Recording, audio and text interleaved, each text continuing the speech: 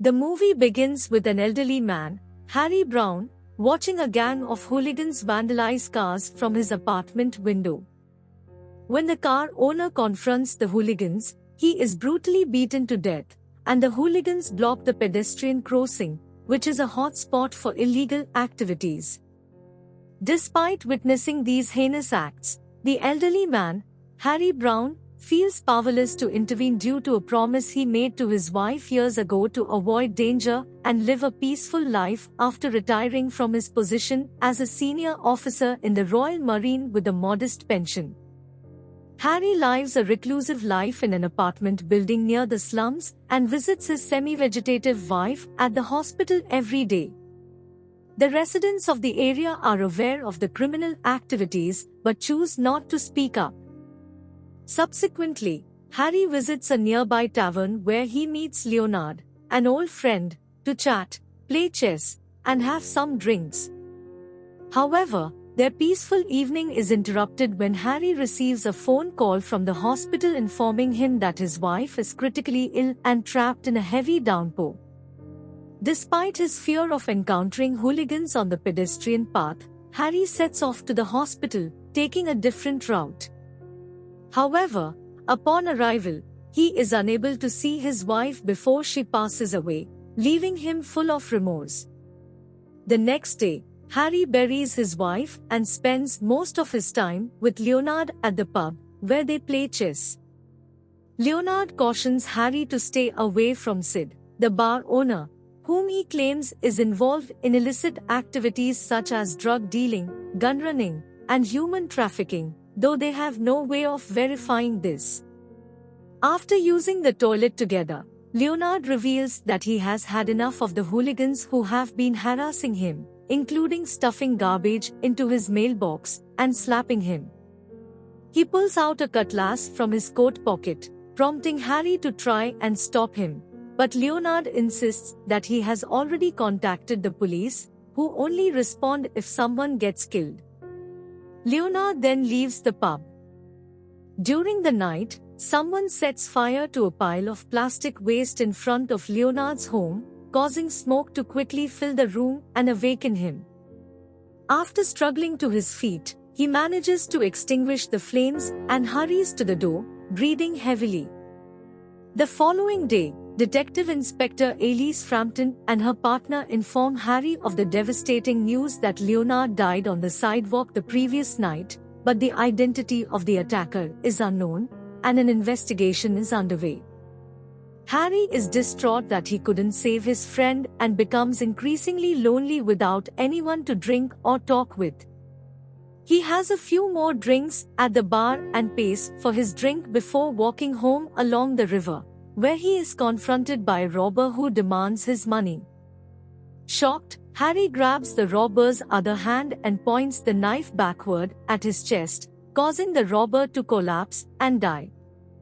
Detective Frampton and her team lead an investigation into Leonard's murder and identify 4 suspects, but due to a lack of evidence, they are released.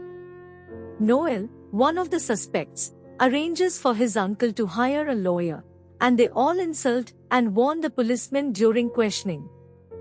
Harry ensures that he is not being watched and leaves. The following day, Frampton visits him again and updates him on Leonard's case. She recognizes Harry's military status after seeing his photo and decorations from his service in the Marine Corps. She informs Harry that investigators found an antique army knife with Leonard's fingerprints and fibers from his clothes at the crime scene. Harry admits that he knows about the knife and that Leonard used it for self-defense because the police couldn't protect him. However, Frampton warns him that the defense lawyer might argue that Leonard's killer acted in self-defense, resulting in a manslaughter charge instead of murder.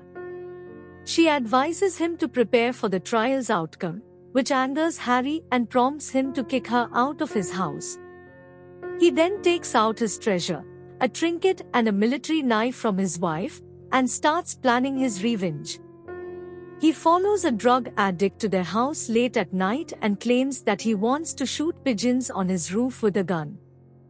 They lead him into a courtyard, which is overgrown with weeds and looks like a self-sufficient plantation. Harry enters the dirty and dark interior, where he sees a woman who has been injected with something lying on a couch. He also spots a video of her assault playing on the television.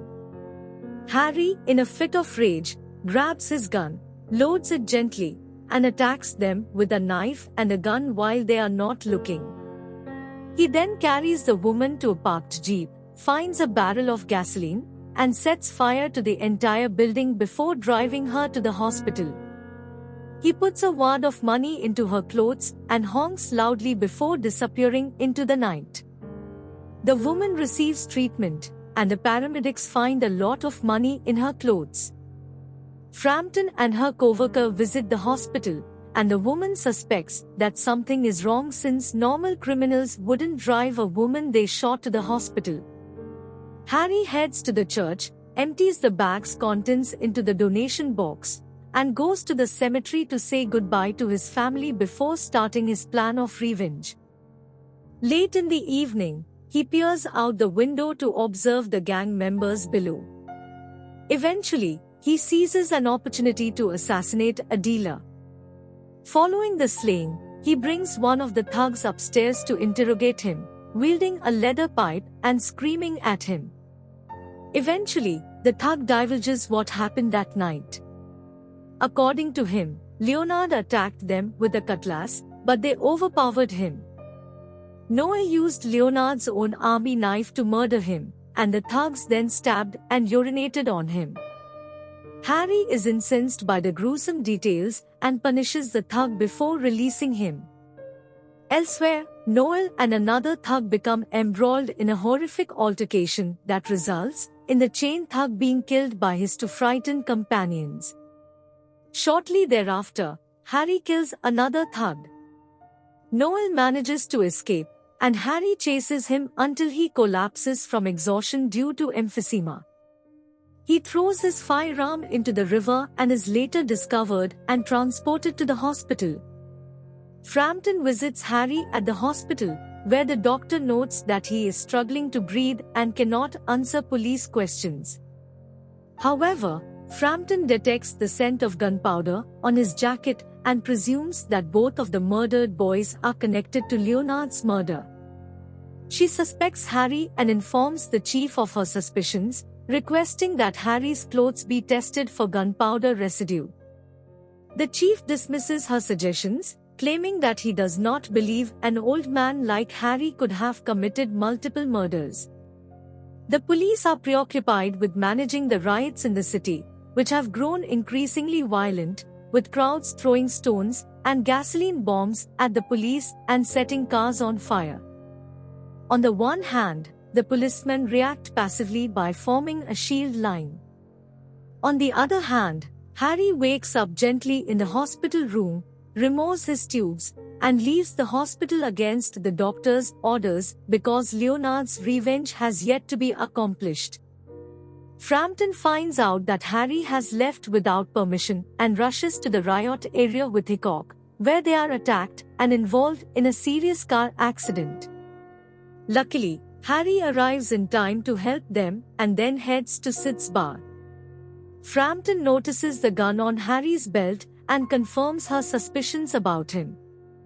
Harry admits that he must teach the hooligans a lesson for turning killing into a sport, but is surprised to learn that Sid is Noel's uncle and will kill him if he harms Noel.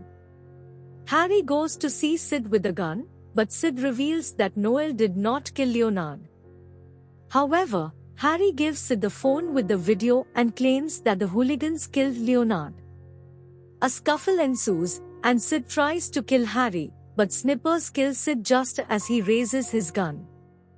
The police ultimately eradicate the drug cartel and evil forces in the city, and Harry strolls on a repainted walkway, now safe and quiet.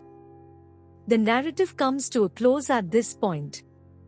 We appreciate your viewership and encourage you to subscribe to our channel. If you enjoyed this content and would like to see more, kindly activate notifications and express your support by liking the video to assist our channel.